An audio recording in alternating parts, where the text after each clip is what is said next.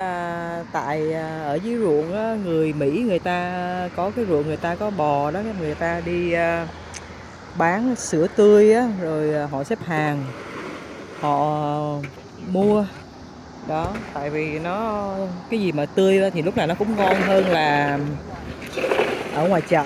Đó là cứ cuối tuần thứ sáu nào họ cũng mang sữa tới họ bán, xong rồi thứ sáu mình còn lại mình trả lại mấy cái này cho họ. Họ tin tưởng mình mang mấy cái chai này về mình uống xong mình trả lại thứ sáu, thì mình mua cái khác đó. Ở Mỹ là vậy đó, ở dưới ruộng đó họ thích đồ tươi, sữa tươi. Nhà họ chăn bò rồi họ vắt sữa rồi họ bán đó. Xin quý vị hãy theo dõi tôi và đi chơi cùng tôi, subscribe để mình biết nước Mỹ như thế nào.